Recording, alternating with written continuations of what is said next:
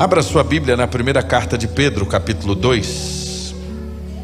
1 Pedro, capítulo 2. É o texto que nós vamos seguir a exposição das Escrituras. Pedro tem nos ensinado nesse ano da santidade. Muita coisa nós estamos aprendendo com Pedro esse ano. Pedro tem ministrado a nossa vida.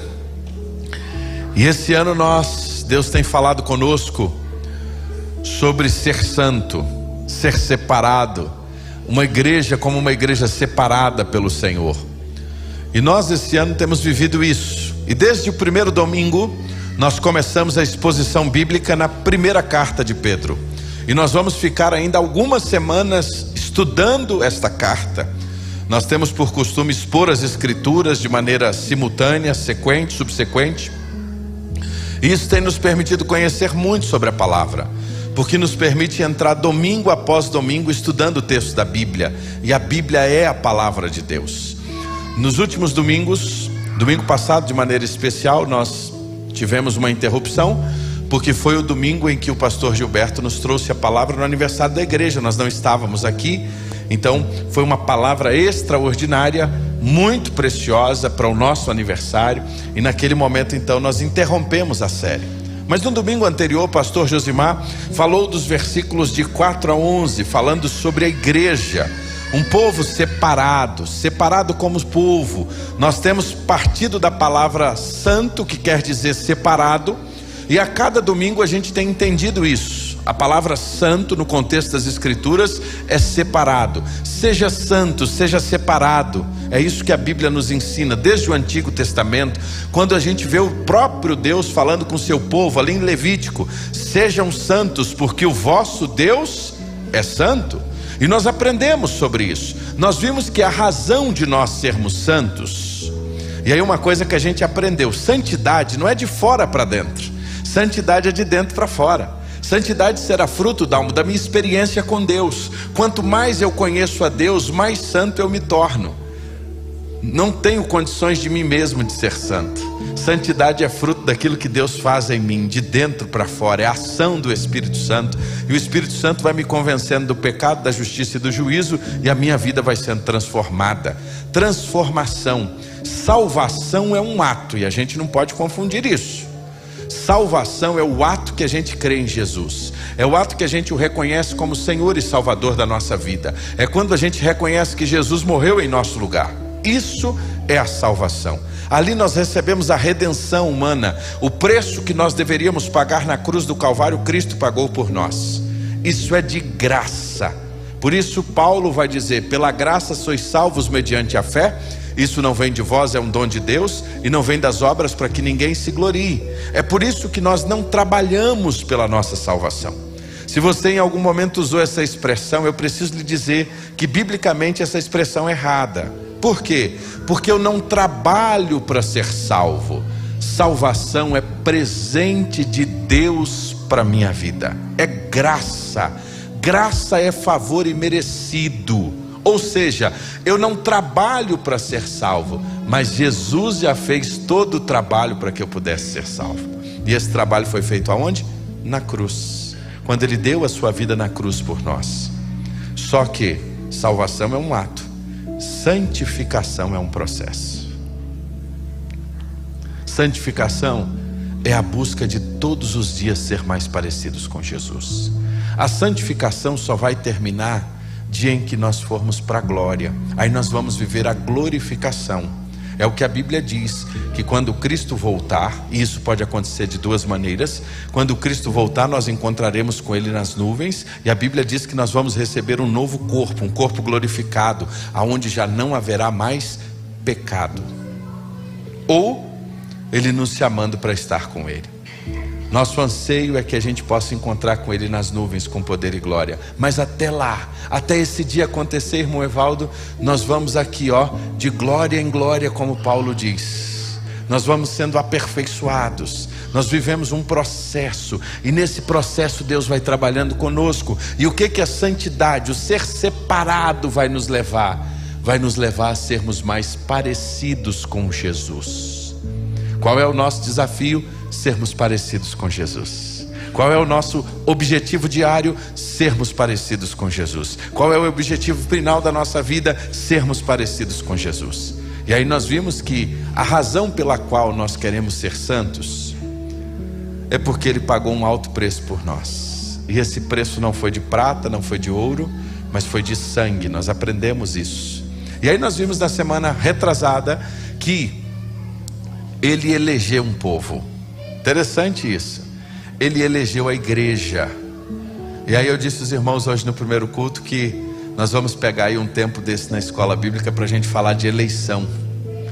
Eleição é uma pessoa ou é um povo? Nós vamos estudar isso na escola bíblica esse ano ainda. Doutrinas bíblicas. E aqui nós vamos aprender que Ele elegeu um povo. 1 Pedro capítulo 2, se você notar, ele vai falar sobre isso a partir do versículo 2. Ele vai dizer que nós devemos ter a nossa vida transformada. E a gente pregou sobre isso um dos domingos. Pastor, aonde estão essas mensagens? No canal da igreja no YouTube, Hope TV BSB. Só você procurar lá. A gente termina o culto, edita só a mensagem para ficar mais fácil. Você já pega e assiste só a mensagem para você acompanhar toda a série. Então na última semana, pastor Josimar pregou então sobre os versículos de 4 a 11. E ele falava sobre sermos separados como um povo. Só que hoje a gente vai voltar um pouquinho no 10. E no 10, ou no 9 melhor dizendo, nós vamos falar sobre esse povo que foi separado para uma missão. Esse povo que tem uma identidade. E eu vou pedir para os meninos novamente colocar o verso 9 aqui, para que a gente possa ler. E você que está em casa também, para que a gente possa mais uma vez voltar na expressão do verso 9. Se for possível, meninos, a gente botar aqui. E eu queria que nós pudéssemos em uma só voz fazermos a leitura. Vocês, porém, são a geração eleita, o sacerdócio real, a nação santa, o povo de propriedade exclusiva de Deus, a fim de proclamar as virtudes daquele que vos chamou das trevas para a sua. Vamos mais uma vez? Vocês, porém, são a geração eleita, o sacerdócio real, a nação santa, o povo de propriedade exclusiva de Deus, a fim de proclamar as virtudes daquele que os chamou das trevas. Para quem Pedro estava escrevendo? Quem Pedro está dizendo que é uma geração eleita, uma nação santa, que eram sacerdotes reais, que eram um povo de propriedade exclusiva de Deus? É bom lembrarmos que Pedro está escrevendo, qual é o pano de fundo? Pedro está escrevendo a uma igreja que está sendo perseguida. Pedro escreve uma carta a um povo que estava sendo duramente perseguido pelo Império Romano, que estava sendo acusado literalmente de ter colocado fogo em Roma. E a igreja então começa a ser perseguida e eles se espalham.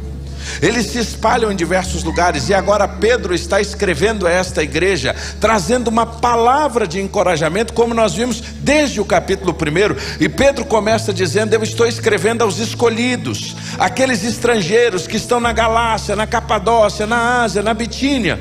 E aí ele vai escrever esses irmãos como uma palavra de encorajamento, para dizer: olha, ainda que vocês estão distantes, tem um Deus que cuida de nós. Tem um Deus que cuida da nossa vida. Nós estamos sendo perseguidos, mas esse Deus cuida de nós. E aí ele entra no capítulo 2 dizendo: ó, vocês são casa espiritual. E aí ele vai usar uma expressão muito conhecida da época, que era a pedra de esquina, a pedra angular, a pedra principal, a base de sustentação. E ele vai nos dizer no capítulo 2 que Cristo é esta pedra, e nós somos como pequenos tijolos construídos em Cristo, um corpo espiritual. E se você vai notar isso, ele vai nos chamar de pedras vivas.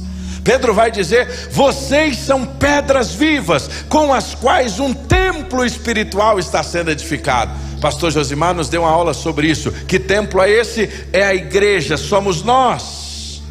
E aí ele vai dizer que essa mesma pedra, que para muitos é a pedra que fundamenta, para outros é a pedra de tropeço, para aqueles que não creem.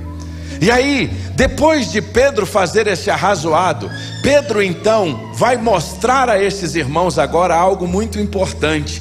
Pedro vai falar sobre identidade. Quem são eles? É por isso, irmã Cida, que ele vai dizer: vocês, a quem ele está escrevendo, vocês são o quê?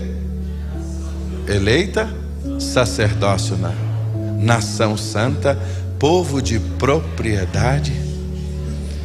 E ele está contrapondo isso com quem? Com quem tinha tropeçado e caído. Vocês, porém, olha o que ele está conversando, olha o que ele está ensinando. Vocês, porém, verso 8. Ele tinha falado anteriormente: sim, os que creem reconhecem a honra que lhe é devida, mas os que não creem, a pedra que os construtores rejeitaram se tornou pedra angular. E também ele é a pedra de tropeço, rocha que faz as pessoas caírem, tropeça porque não obedecem à palavra e, portanto, deparam com um destino planejado para elas. Pedro estava dizendo que existia um povo que não obedecia. Pedro estava dizendo que tinha pessoas que tinham ouvido sobre esta rocha de esquina, sobre Cristo, e não acreditaram. E ele está dizendo: mas vocês, a quem eu estou escrevendo, é um povo que é uma geração eleita, é um sacerdócio real, uma nação santa, um povo de propriedade exclusiva de Deus. E por que, irmã Ivaneide, Pedro faz questão de falar estas coisas a esse povo? Porque Pedro queria mostrar a eles que, ainda que eles estivessem distantes, ainda que eles estivessem espalhados, ainda que eles estivessem sendo perseguidos, eles tinham uma identidade. Uma das piores coisas, irmãos, que acontece na nossa vida é quando a gente perde a nossa identidade. Olha, se essa aqui, e a minha está bem velhinha, está quase na hora de trocar de novo, né? Se quando a gente perde essa aqui já dá trabalho, mas eu não estou falando desta, que esta aqui é até razoavelmente fácil a gente resolver. Você paga aquela taxa, vai lá no posto de identificação, normalmente só atualiza a foto e está resolvido. E às vezes nem atualiza a foto, é só a segunda via, Cacá. Mas uma das piores coisas na vida do ser humano é quando ele perde a sua identidade em Deus, quem ele é. E aí, João, sabe o que eu me lembro? Ano passado eu estava na Cracolândia, até contei essa experiência aqui aos irmãos hoje. Nós estávamos lá trabalhando na operação Jesus Transforma, andando de rua em rua, e de repente eu me encontrei com um senhor e uma pessoa mais jovem, 2 homens. E nós começamos a partilhar de Jesus para eles. Nós estávamos ali perto da Estação da Luz, naquela região mais pior ali, aquela região terrível, onde a Cracolândia se concentra mesmo, no centro de São Paulo. E nós começamos a partilhar com aqueles 2 homens. E em pouco tempo de conversa, os 2 começaram a abrir o coração e dizer que estavam morando na rua há muito tempo. Um senhor assim já de cabelo grisalho, já bem mais de idade, e um outro assim de meia idade, igual a gente, Fernando, uns 40 assim. E os 2 realmente numa situação deplorável de vida.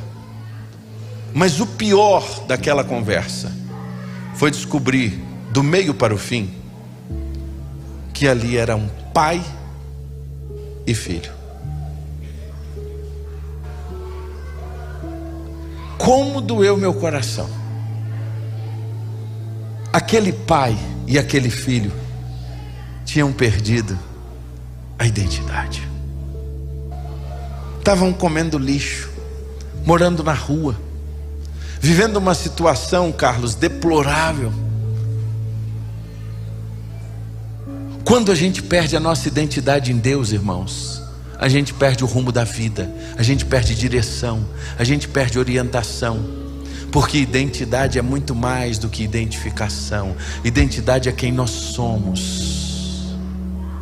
E é disso que Pedro estava dizendo, quem eles eram e para que eles tinham sido criados. E aí eu pergunto, você sabe quem você é e o para que você foi criado? Vou repetir, você sabe quem você é e você sabe para que você foi criado? Eu não estou dizendo se você sabe o seu nome, eu não estou dizendo se você sabe a sua raiz familiar, não é isso. Eu estou dizendo se você sabe quem você é, a razão da sua existência, o porquê você levantou hoje cedo, o porquê você de alguma forma ao levantar olhou para um lado, olhou para o outro e você fez o que você fez. A sua identidade é que determina quem você é hoje. E é disso que Pedro estava falando com eles. Pedro estava lembrando a eles que eles eram um povo que tinha uma identidade, mas esse povo não apenas tinha uma identidade, mas esse povo tinha uma razão. Porque o que nós fazemos e o que nós somos é fruto daquilo com que nos identificamos. Isso é real, é isso que Pedro está dizendo. E aí Pedro pega 4 elementos do Antigo Testamento para mostrar àqueles irmãos 4 características que era dado ao povo de Israel. Agora Pedro usa para dar à igreja. Quais são essas? Geração eleita, sacerdócio real, nação santa e povo de propriedade exclusiva de Deus. Ele começa dizendo: olha, vocês são uma geração eleita. E eu brinquei muito hoje aqui na escola bíblica e vou brincar de novo, né? Faça aquilo que Batista não gosta. Fala para o teu irmão assim: você é a geração eleita. Fala para ele aí, mexe com ele. Você é uma geração eleita. Você que está em casa, meu irmão, você é uma geração eleita. O que isso significa? O significado desta expressão aqui, irmãos, é a eleição de um povo que foi separado por Deus para um propósito específico, que isso começa desde Abraão. Abraão, sai da tua terra, da tua parentela, vai para uma terra que eu te mostrarei, e tu será o quê? Uma bênção, Abraão, porque eu te elegi, eu te resgatei, Abraão. Esta expressão, meus irmãos, ela nos remete a um conceito que o povo de Deus foi um povo escolhido por Ele. No meio de todas as nações, no meio de todos aqueles povos que estavam ao redor, Israel era chamado de um povo eleito, escolhido por Deus. Mas eleito por quê? Porque eles eram melhores? Não, eles foram eleitos por Deus para que vivesse a identidade em Deus como povo de Deus e cumprisse uma missão. O grande problema de Israel é que Israel não cumpriu a missão que Deus tinha para eles, que era tornar o nome do Senhor conhecido em todas as nações. E é por isso que Israel se perde no caminho e vai parar onde? No cativeiro babilônico. Mas Israel foi um povo eleito. Agora Pedro está pegando essa mesma expressão e dando a mim e a você como igreja.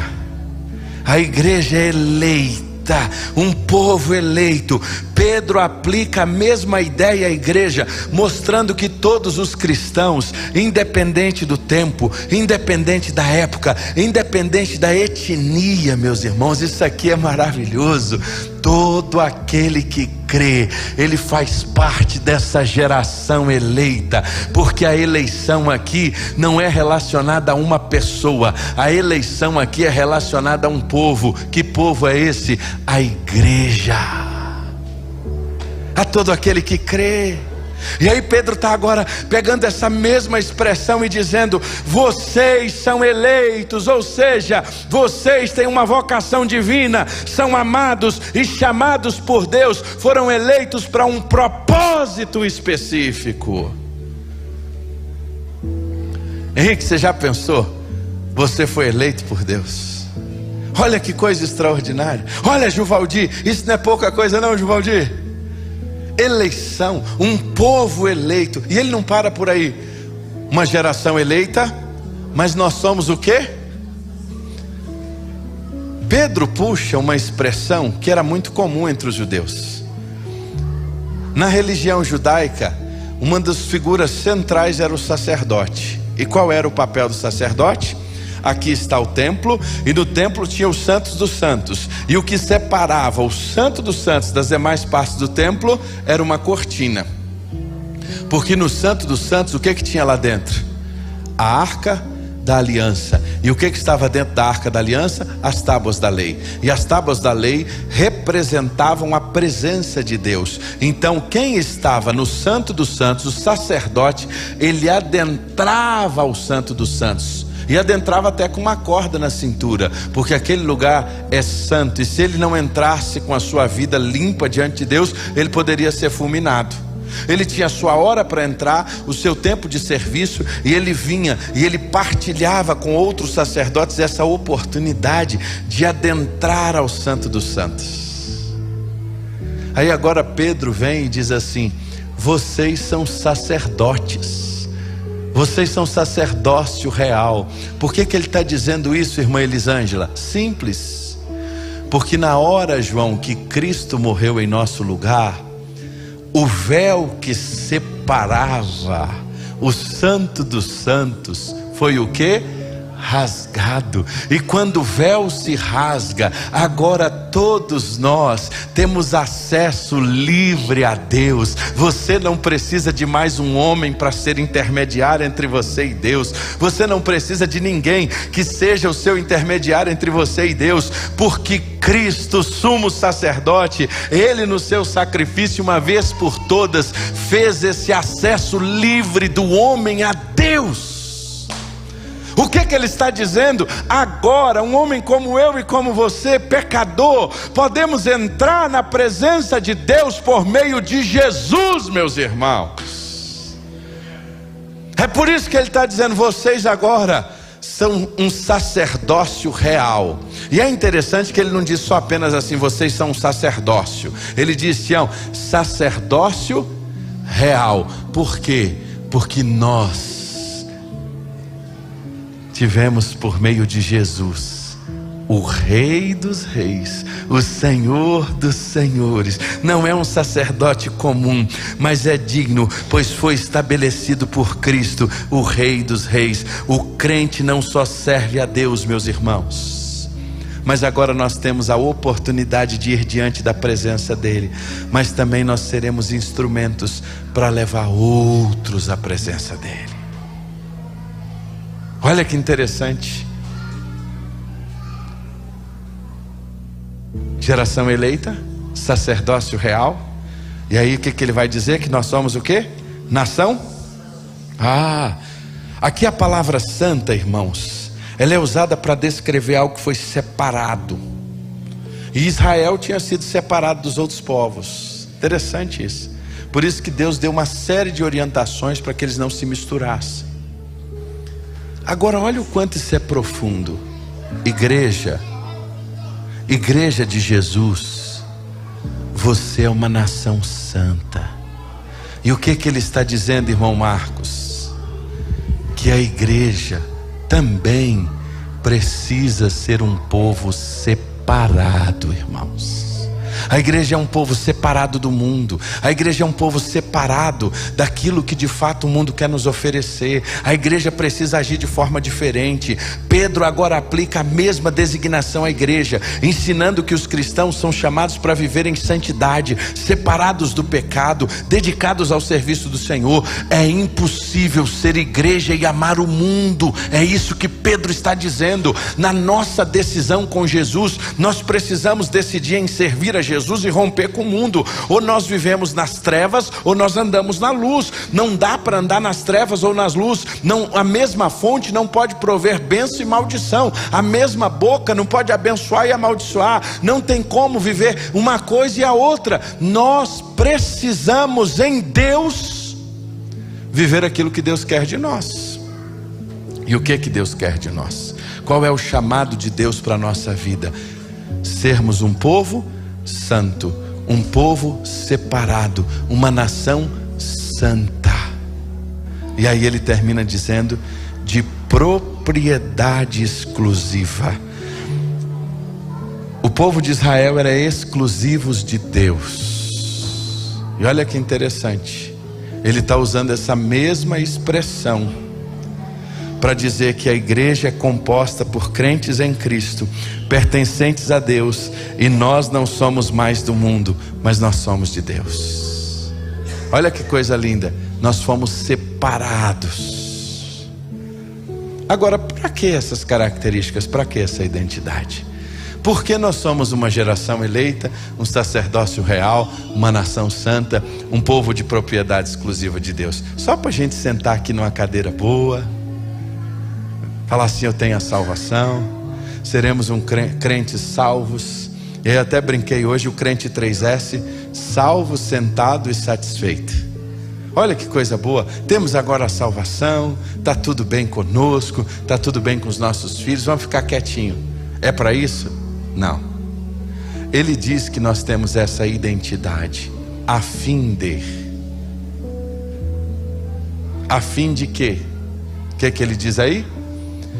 Proclamar as virtudes daquele que os chamou das trevas para a sua maravilhosa luz. Vamos repetir juntos? Proclamar as virtudes daquele que os chamou das trevas para a maravilhosa luz. É por isso que nós fomos chamados para uma missão. Qual é a nossa missão? E eu termino falando sobre isso hoje. A nossa missão consiste em proclamar as virtudes. Olha que interessante. Pedro diz: vocês têm uma missão. Nós somos chamados, meus irmãos, à proclamação. A salvação em Cristo não é apenas um benefício pessoal, ela vem com uma missão. Eu fui salvo para adorar e para servir a Deus. Eu não fui salvo apenas para desfrutar dessa tão grande salvação, mas eu fui salvo para que eu possa proclamar a outros a tão grande salvação em Cristo Jesus, a tão grande salvação que foi operada. Deus nos transforma para que por meio das nossas vidas, por meio das nossas palavras, das nossas atitudes, outras pessoas conheçam a Ele. É isso. Nós fomos salvos para sermos bênçãos. É por isso que Jesus vai dizer lá no Sermão do Monte: assim brilhe a luz de vocês diante dos homens, para que vejam as suas boas obras e glorifiquem ao Pai de vocês que está nos céus. Tem uma razão de ser. Nós não fomos salvos por um acaso, não. Nós fomos salvos com uma razão de ser. A igreja não é chamada para o silêncio, a igreja é chamada para anunciar. E aí nós precisamos aproveitar todas as oportunidades para isso. Somos chamados para proclamar, mas aí a gente precisa fazer uma pergunta: proclamar o quê? Proclamar nós mesmos? Proclamar política partidária? Irmãos, uma das piores coisas que a igreja fez nos últimos anos foi se envolver na política partidária. A igreja não é chamada para isso. É por isso que um dos nossos princípios que estão ali como batistas é a separação da igreja do Estado. E a gente precisa saber o nosso lugar. Nós fomos chamados, foi para proclamar as virtudes daquele que nos chamou das trevas. A igreja é chamada para proclamar o Evangelho, que são as boas novas de salvação para todo aquele que crê. O chamado da igreja, irmãos, não é político. O chamado da igreja não é partidário. O chamado da igreja é ser sal e ser luz de uma nação apodrecida pelo pecado, irmãos. Esse é o nosso chamado, anunciar as virtudes. Que virtudes são essas? Primeiro, tão grande amor de Deus. Deus prova o seu amor para conosco pelo fato de ter Cristo morrido por nós, sendo nós ainda pecadores. Anunciar que a salvação é pela graça sois salvos mediante a fé. Isso não vem de vós, é um dom de Deus, e não vem das obras para que ninguém se glorie. Anunciar que o poder dele transforma. Segundo aos Coríntios 5,17 vai nos dizer: ora, se alguém está em Cristo, as coisas velhas se passaram, eis que tudo se fez. Isso é a nossa mensagem, irmãos. Essa é a mensagem da igreja, a mensagem do Evangelho, que é o poder de Deus para a salvação de todo aquele que crê. Meus irmãos, é por isso que o texto diz: anunciar as virtudes daquele que os chamou. Não são as virtudes de um ministério, não é a virtude de um pastor, não é a virtude de um homem, é a virtude de Jesus, porque tudo é por Jesus e para Jesus, irmãos. Tudo se resume na pessoa dele, para ele. Todas as coisas são feitas por ele, e nada do que foi feito sem ele se fez. Tudo se resume em Jesus, meus irmãos. Isso é a mensagem da igreja. Qual é a maior mensagem de todos os tempos? Cristo ressuscitou. Essa é a maior mensagem de todos os tempos. Porque Paulo vai dizer: se Cristo não tivesse ressuscitado, vã seria a nossa fé. Não teria razão nenhuma da gente estar aqui. Anunciar as virtudes. E aí a gente termina hoje. Só consegue viver e compreender essa verdade quem entendeu e viveu a saída das trevas para a maravilhosa luz. Nós saímos das trevas quando conhecemos a Jesus e passamos a viver na luz, no reino do seu amor. Olha que interessante isso. A gente só entende a nossa identidade quando a gente vive o novo nascimento. A religião não é suficiente para isso. Nada disso é suficiente para nos levar a ter essa experiência com Deus. Somente quando nós nascemos de novo, nós entendemos essa dimensão de ser uma nova geração, de ser um sacerdócio real, de ser uma nação santa, de ser um povo de propriedade exclusiva de Deus. Nicodemos, e eu queria te convidar a ficar de pé, era um homem que conhecia muitas coisas. Nicodemos é um homem que conhecia a religião. Nicodemos era um homem que teve muitas experiências religiosas, mas Nicodemos não teve uma experiência pessoal com Deus. Um dia ele foi de madrugada falar com Jesus. Um dia ele foi estar com Jesus. E nessa experiência dele com Jesus, Jesus disse para ele que era necessário o quê? Nicodemos, vos é necessário? Jesus poderia ter dito assim: Nicodemos, uma reforma só é suficiente. É o seguinte, tu toma um bom banho de purificação. Você tomando um banho de purificação é o suficiente para você viver tudo novo. Só isso, Nicodemos. Um banho de purificação está resolvido. Faz o seguinte, troca a sua estola. Troca, Nicodemos, a sua roupa. Troca aí algumas coisas que você tem. Seria suficiente. Mas não é isso que Jesus diz para Nicodemos. Jesus vira para Nicodemos e diz assim: Nicodemos, se tu não nascer de novo, você não vai entender essas coisas aqui. Tem muita gente que está dentro da igreja e não nasceu de novo. Tem muita gente que já ouviu a palavra, tem muita gente que conhece muitas coisas sobre Deus, mas não nasceu de novo.